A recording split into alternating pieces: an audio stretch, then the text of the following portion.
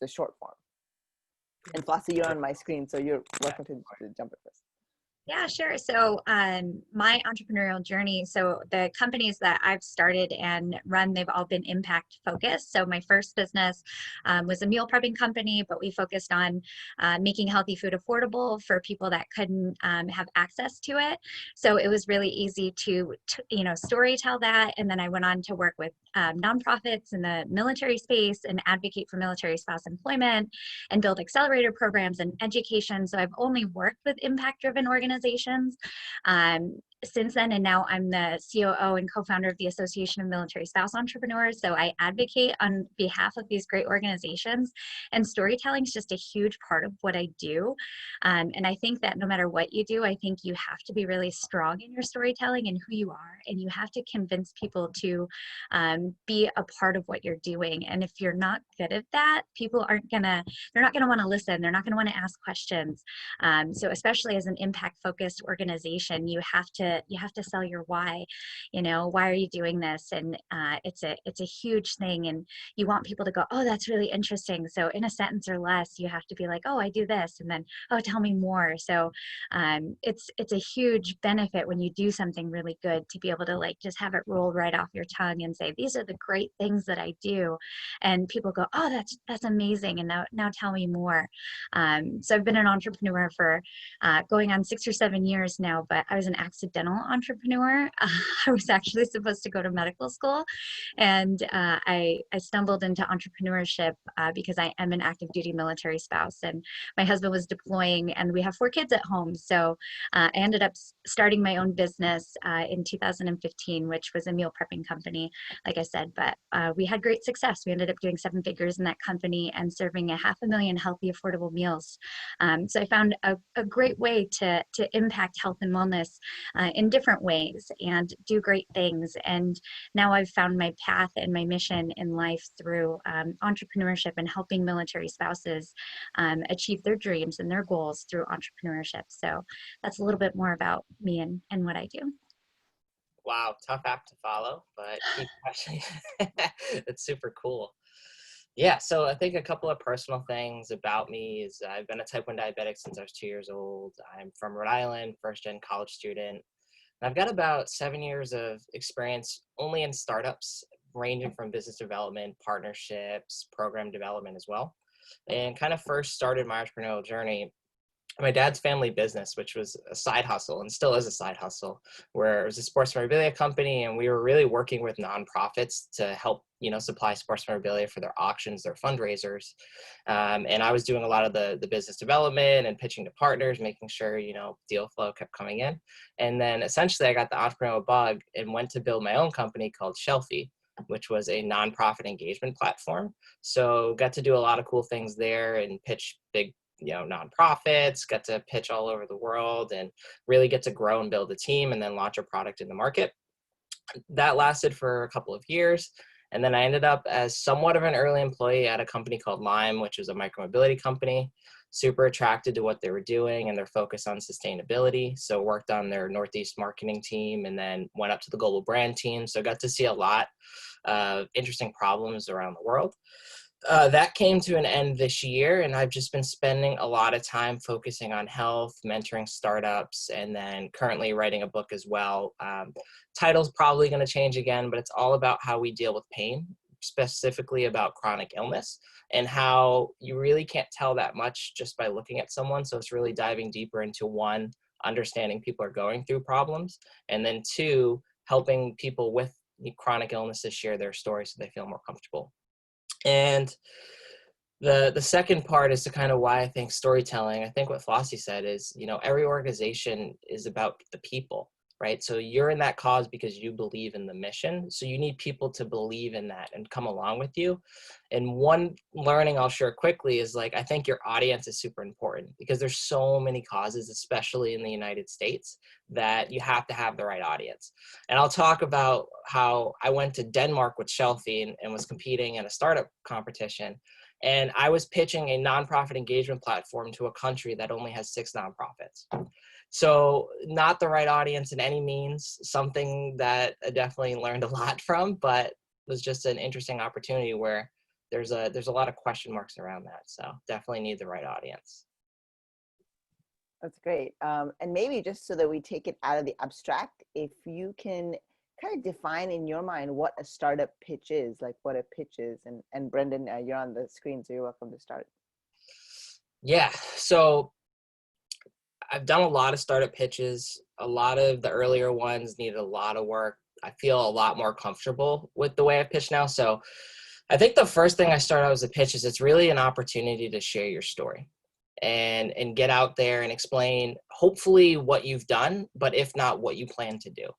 And the thing that I think is super important there, like the way, like you kind of think about like preparing for a startup pitch, is a lot of people are deadly afraid of getting up there and talking about their story, right? The fear comes into the mind of like, this could go wrong or I can mess this up. Like you just have to get out of your head, right? No one knows your company better than you, which brings me to an important second point is like, you really need to be clear and concise. You need to simplify things, because if you get up there, like, and especially if it's like a technical product or there's a lot of logistics to it, the way you explain it to the audience, you have to act like they know nothing, right? You're teaching them about your company.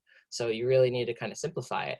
And the thing I would also say about the pitch is if you have traction, run with it.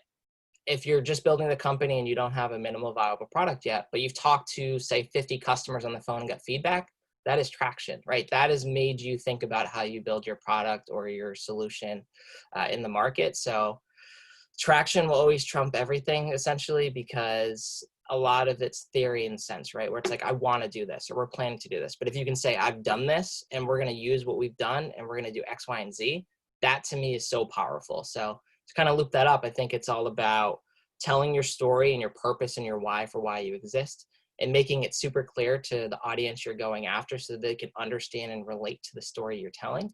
And then using your traction to show like, hey, we're not just thinking about doing this, we're actually doing it.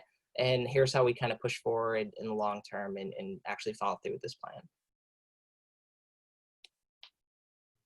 Yeah, and just to piggyback on that, I think all those things, and I think it's a chance to build a relationship and to engage and pique that interest. They want to learn more. You only have 3 or 4 minutes, and you can only get so much information in 3 or 4 minutes, and you have to be able to cover almost every aspect of your business in like a sentence or less. Like, how can I cover my problem in 1 sentence? How can I cover my solution in 1 or 2 sentences? How can I cover my traction in 1 or 2 sentences? And it seems really hard, but the more you practice it, the easier that it becomes, and it just becomes natural and it rolls off your tongue.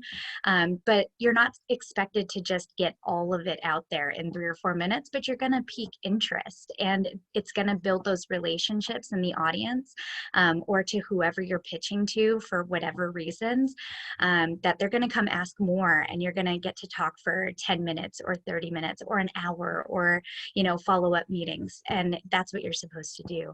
So you're not supposed to get everything out there in 3 or 4 minutes, but you're supposed to pique their interest, give them just enough information. But you're also supposed to remember that your audience knows nothing about what you're talking about. And that's a big thing that I come across.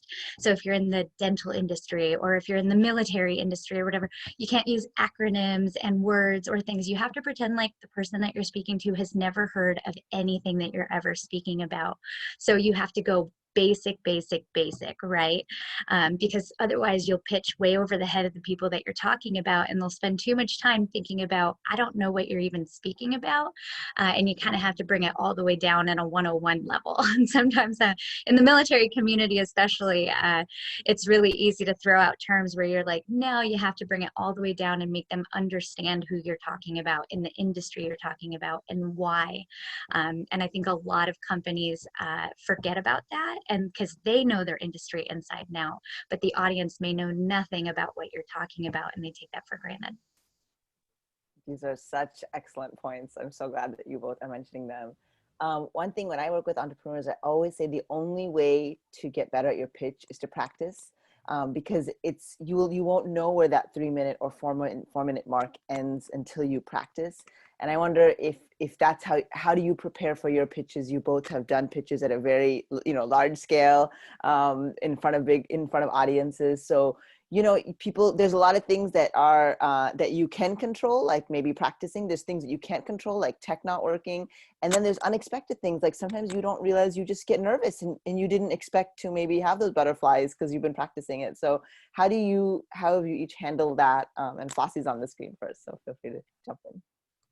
So tech's going to go wrong. That's always going to happen. So you have to prepare for that happening. So you have to practice your pitch. And sometimes I've practiced it without my deck. Like you have to know it inside and out and pretend like your deck doesn't exist. So what can you do if your deck's not up there? Just keep going, right? Like you have to learn to like roll with the punches, and it's the entrepreneurial spirit, right? If it goes wrong, you have to breathe through it and just go. Otherwise you lose like 30 seconds of your valuable 4 minutes because you're like, my deck froze. Doesn't matter. Keep talking, right? So you have to practice that and practice it. So just like you said, you have to time yourself, get a battle buddy, go to, you know, like 1 million cups, do it in front of strangers that are going to give you good quality feedback, because I always say nobody wants to tell you your baby's ugly. So your friends and your family are like, oh yeah, that's great. That's great. Go to people that are going to tell you your baby's ugly and give you like quality feedback and say like, nah, I didn't really get this, or this didn't really make sense. People in industry that understand pitches that are going to give you those hard things to hear that you need to work on. So, you know, I always say like 1 million cups is a great thing because you get to go in front of strangers that hear pitches all the time, and just practice and time yourself.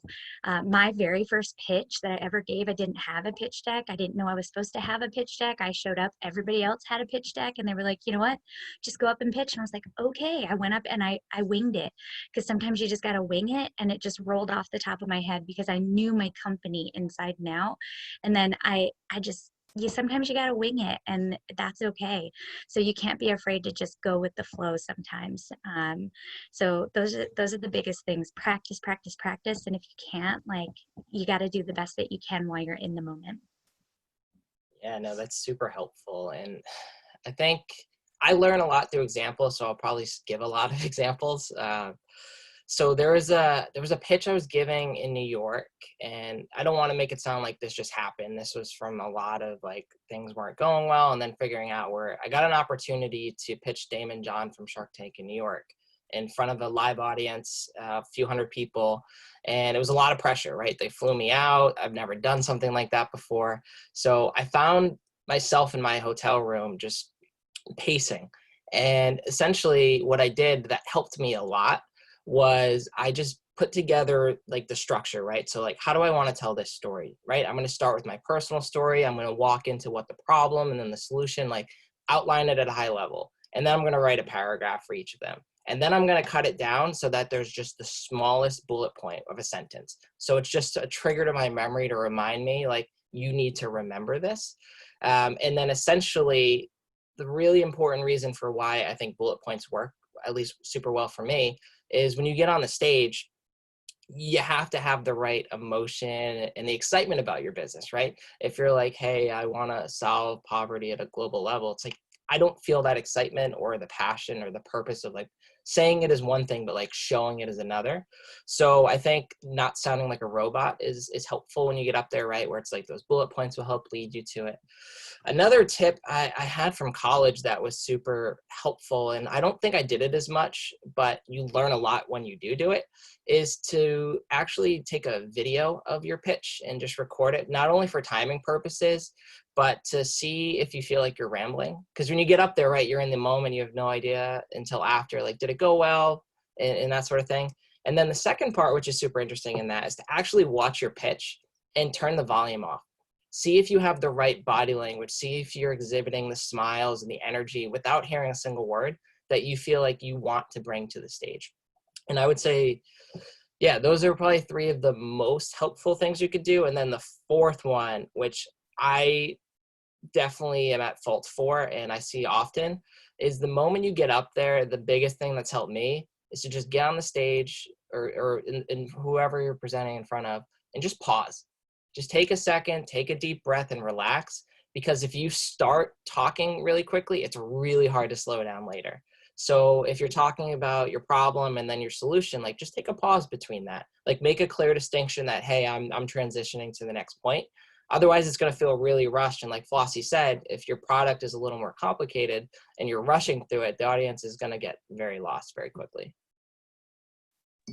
Great. These are wonderful tips. That also makes me think sometimes people, when you rush, because everyone knows that everyone has the same time constraint. I think that we forget that our pitch is part of probably a bunch of other pitches. So the judges are hearing someone that's rushed and, like frantically, and then like if the person after you is like kind of calm and relaxed, that does make a big difference. So I think those are really good points. And my co-founder is she's the CEO, and she's Latina, and she has the tendency to speak really fast, and it's just natural in the way she speaks. So we have to practice when we pitch, and we both pitch in different situations, but where I'm like, we have to have cues like slow down. Like she has to give herself cues in her notes to like pause and breathe between slides.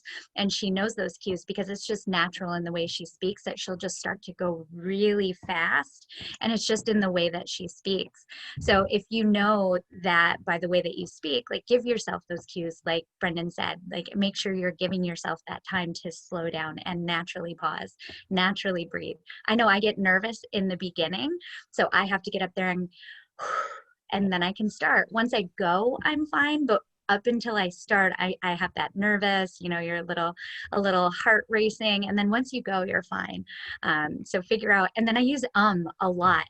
And I had to cut that out. And I found that by recording myself. And I was like, I'm wasting about 20 seconds of my time by using the word and I had to practice getting that cut out of my time because it's a nervous twitch when you're up there. So catch those things in yourself, like Brendan said, recording yourself, and figure out where you can perfect those things. Great. That's all really helpful. So the last question I'll just end with is, do you have any tips, any common mistakes that you often see or missed opportunities? Your final words to these impactathoners who will be pitching. One thing that's unique about this, and it's becoming more common with pitches because they're so international, is I always have so much respect when people are pitching in a language that's not their first language, because it's a tough, it's not like a conversation, it is a pitch. So so there's just always things that maybe they can, if you have any tips even for that. So and any of those kinds of things. And Flossie, you're welcome to jump. So I just always say to keep it really simple. I tend to see pitches that just get overcomplicated. So if it can be kept simple, try to keep it simple. Some of them are just so complicated that they're going so far in depth that it's too much for the audience sometimes. And know your audience. You should have different pitches depending on the audience that you're pitching to. So if you know the audience that you're pitching to is at that level, then go ahead and pitch to that level. But if it's a general audience and general public, then you should pitch to that level. Know who's voting on it, know who your judges are, be sure that you're pitching to that. So definitely be aware of that. And you shouldn't just have one pitch. Every company should have multiple pitches, multiple variations of their pitches, multiple versions of their pitches. So those are some common mistakes. I also see, I'm a data nerd, so I love data in pitches. So if you can hit some really key pain points in data, I often see that lacking in organizations that are impact driven. If you can really this is what's going on in my industry and this is how I can affect that, just like one or two really strong statistics, it can really pull on those heartstrings in just a powerful way. I see that missing in a lot of storytelling, and it's so impactful to see one or two really strong statistics stand right out in the problem statements, and then you move right into great storytelling. So those are some things that I usually see and just that stand out immediately.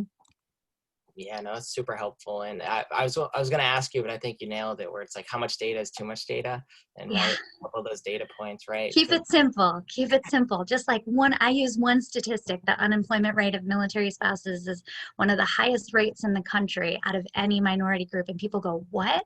And it's just that thing that sticks out that they don't know. And then I go into what it causes. And it's just, what's that one thing that you can grab that you can really make stand out, or two things. So I would keep it simple. And actually, one quick question for you. I feel like that type of data point is so powerful, especially at the beginning. So do you use that as a hook to kind of tie people into your story you're telling as well? I do immediately, because people don't know that. People don't know about our industry. They don't know about our market. They hear a lot about military. They don't know a lot about the veteran field, but you don't hear a lot about military spouses and the things that they go through and the families. And that's who we support as a community. So we immediately say, this is why this whole community struggles. And this is why I've built this whole program to support them. And this one number that stands up by itself on a screen on one slide, and this is what we do. And all these organizations support these military spouses because of this big number. And it leaves a big impact when you say, out of all the groups in the country, military spouses are really suffering, and this is why. And then people go, wow, I didn't even know that. And so what's that one thing that you can find in your demographic or who you're serving that can really like touch on those heartstrings? So it hooks into that story, it gets people thinking, and then it opens that people who don't understand my demographic and my background and my impact. And then I say, this is how we're solving it. And then we go into our solutions. For sure. No, it's super helpful. And yeah, so for this, I'd love to share two very different examples. One where it's just like, what was I doing? And the other one where it actually worked out. So the first one, so I was in this program in San Francisco, first time ever like living out there, first time living on my own. I was still in college, and it was through this accelerator through Babson College where I was a student. And one of the things we had was called Hot Seat. So essentially once a week throughout the accelerator, someone was put on the hot seat. So you would come in, you'd give your 4 to 5 minute presentation. And then once you finished, no one was allowed to clap. And for the next 45 minutes, you just got constructive feedback and you weren't allowed to respond. So very intense environment. And then basically what happened is for the next 3 to 6 hours, or probably 3 to 4 hours, I got to work with a small team on my pitch to like bring the presentation back to life. Because at first it was like I made it way too complicated. It wasn't clear. It wasn't concise. I rushed, and you could see the look of confusion on people's faces. So the spark to me of like, did I make progress in that second pitch was when someone was just like, whoa, wait, that's what you're talking about. Okay, I see that now. So it was like, that was not where it ended up, but like that was a good sign that, all right, I slowed down, become more concise. The idea, I've simplified it. It's becoming something people can actually understand. And that was an important exercise for me because like I mentioned before, like I knew the product better than anyone because I was building it, but I wasn't making it clear to the people who would become customers, would become partners, who are judging the competition essentially in this case. So like learned a lot there. The second one, which was very different, is I competed in this program called the MIT Entrepreneurship Bootcamp. And it was in Brisbane, Australia. First time leaving the country, flew out there, and the program ran from 8 a.m. to 3 a.m. every day. So it was like no sleep, super intense. And at first, on the first day, we get to go up there and give a 60-second pitch of, is this the business idea we want to try and build a team around? So I went up and I pitched Shelfie at the time. And I got off the stage and was like, this doesn't feel right. Like this is, it's kind of in a sense a hackathon. Like I should use the time to build something new and see what I could actually do. And I was walking off the stage and a woman was like, hey, like you got to join our team. So I'm like, okay, cool. Like what are you guys up to? And it turns out, she was a type 1 diabetic. The person with the idea was had gestational diabetes during pregnancy that could turn into diabetes. And then all of a sudden they're like, yeah, and we have 2 PhD biomedical researchers. I'm like, that is a dream team. The point there is finding the team that is right for your business, is like filling in the gaps.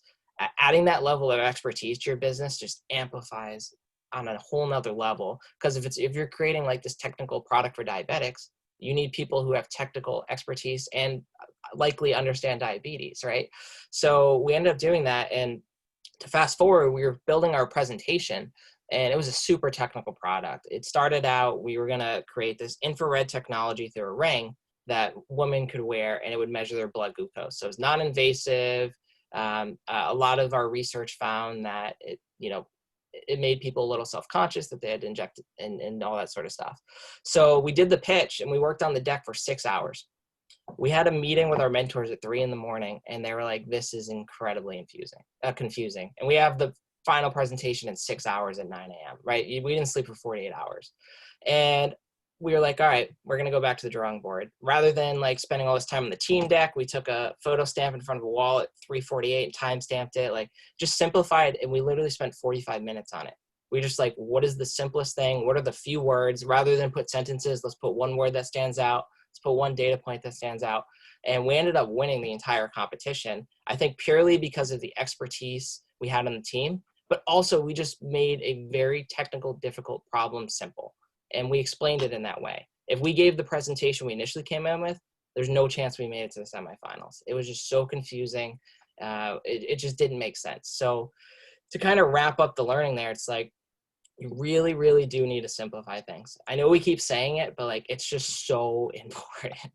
I also think second is understanding about the customer in this sense is like, how do you actually bring in revenue? And even if you're a social venture, you still need money to run. If it's donations, if it's partnerships, if it's grants, if it's like whatever it is, you still need money to run your organization. And then third, I would really think about how your purpose comes to life, especially in social ventures. Again, people are investing in you. They want to feel your energy and your power and your purpose as to like why you're actually building it. And I know that was a lot of talking, but I just want to, again, I love examples, so I wanted to bring them up. That's great. Well, thank you guys so much.